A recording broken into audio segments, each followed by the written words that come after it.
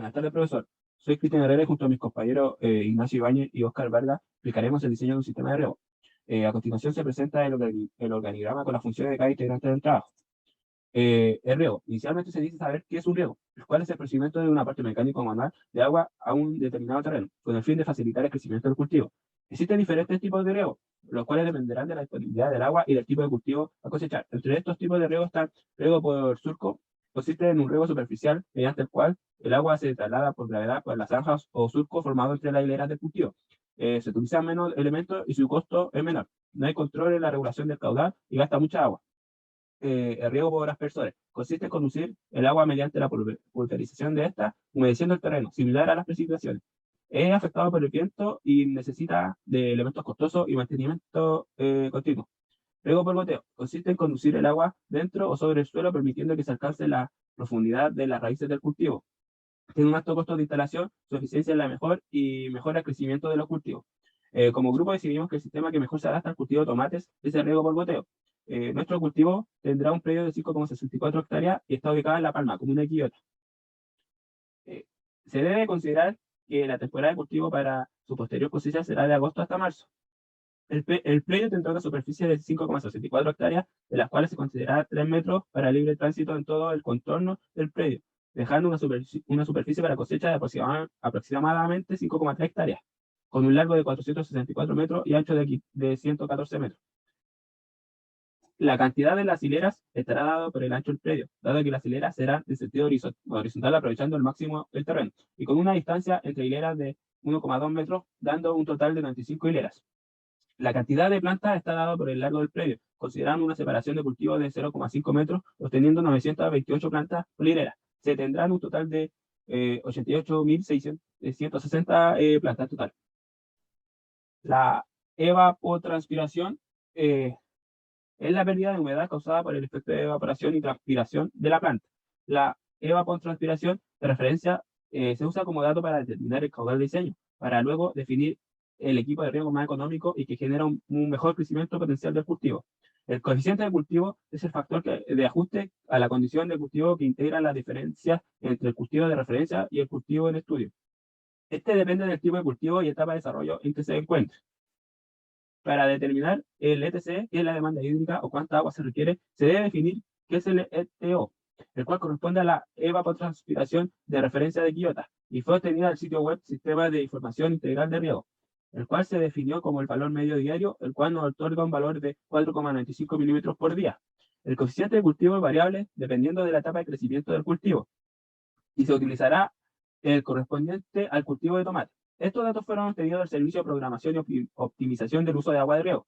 Ya obtenido todos los datos, es posible calcular la demanda hídrica para cada una de las etapas de crecimiento del cultivo. Luego se calculará la demanda hídrica total en la semana por el predio entero, o sea, por los aproximadamente 5,3 hectáreas. Ya sabiendo cuánto es lo que hay que regar, vamos a ver cuánto hay que regar. Es por eso que se determinará en primera instancia la humedad aprovechable del suelo. Es por eso que se asumirá un suelo franco arcilloso, mediante los parámetros asociados al tipo de suelo, la profundidad que se deseará alcanzar de humedad, que será la profundidad de las raíces, 100 centímetros, y además se consideró un suelo que sería óptimo sin pedregosidad. Resolviendo la ecuación, obtenemos la humedad aprovechable del suelo de 14 centímetros. Luego se debe calcular la humedad en déficit, el cual depende del umbral de riego, el cual consiste en regar cada vez que ha llegado a un porcentaje de la humedad, cuando se ha agotado un porcentaje de la humedad aprovechable del suelo. En este caso, mediante la textura del suelo y considerando de forma desfavorable un riego tradicional y se va a considerar un 40%. Se obtiene una humedad en déficit de suelo de 5,6 centímetros. Para determinar la frecuencia de riego, se divide la evapotranspiración en la humedad disponible. Esto resulta en 3,34 veces por semana, o sea, un riego 3 veces por semana o cada 2 días. Para calcular la densidad de emisores por hectárea, se hace la división entre 10.000 y la multiplicación de la distancia entre los emisores y la distancia sobre la línea que portan los emisores, resultando 16.667 unidades por hectárea. Para determinar la precipitación del sistema, se divide la multiplicación entre los números de emisores y su caudal emisor dividido por 10.000, resultando en una precipitación del sistema de 6,67 milímetros por hora.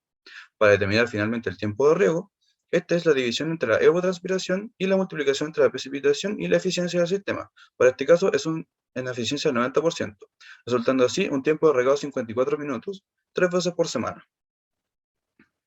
Del diseño del sistema de riego, escoge un riego por goteo, presentando un esquema más o menos parecido al que presentaba en la imagen.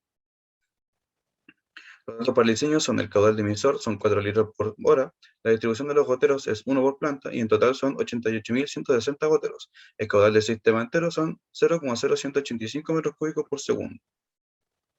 Para la tubería principal, con diámetro externo de 90 milímetros, se determinó la velocidad de flujo, es el caudal dividido por el área interna de la tubería, resultando en una velocidad de flujo de 3,8 metros por segundo, y para la tubería secundaria resulta una velocidad de flujo de 1,7 metros por segundo.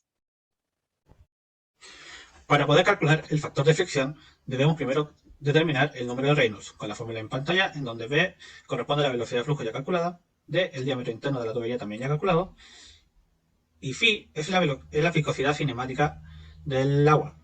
En este caso utilizaremos una temperatura de 20 grados Celsius con una viscosidad cinemática de 1,007 por 10 a la menos 6 metros cuadrados por partido en segundo. Reemplazando la fórmula mencionada, obtenemos un número Reynolds para la tubería principal de 295.645 y para la tubería secundaria de 46.562. Dado que ambos valores son mayores a 4.000, ambos tramos corresponden a flujos turbulentos. Pasamos después a calcular la rugosidad relativa de la tubería.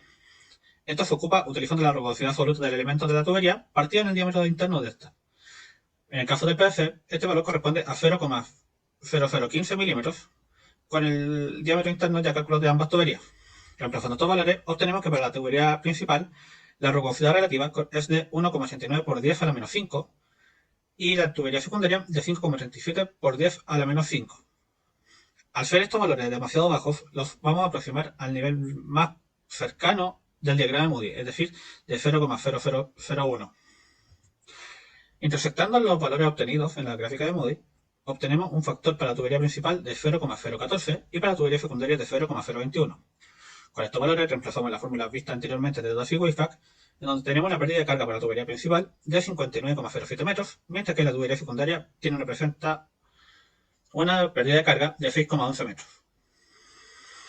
Ya con esto procedemos a calcular la pérdida de carga local, cual utilizaremos el factor K correspondiente a los elementos a utilizar, en este caso codo a 90 grados, derivaciones, inserciones y las válvulas, correspondientes a las de bola y compuerta.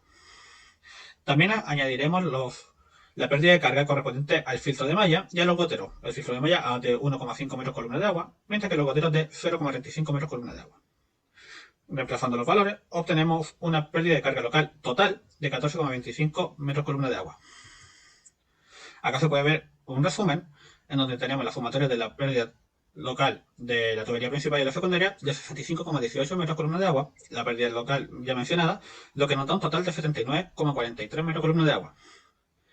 Dado que el último gotero debe cumplir con una capacidad de presión de 50 metros columna de agua, la presión inicial general es de 129,43 metros columna de agua.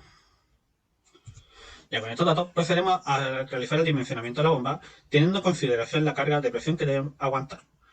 Utilizando un caudal inicial de 4 litros partido en hora y un caudal de sistema de 66.668 litros en hora, procedemos a realizar un sobredimensionamiento del 20%. Este corresponde en caso de que se quiera expandir el terreno a cultivar, lo que nos da un caudal total para que la bomba pueda circular de 1.333,36 litros por minuto. Ya con estos valores hemos finalizado el diseño del sistema de riego. A continuación se presenta la bibliografía, en donde los archivos más utilizados fueron los de Conadi y los datos de línea. Muchas gracias.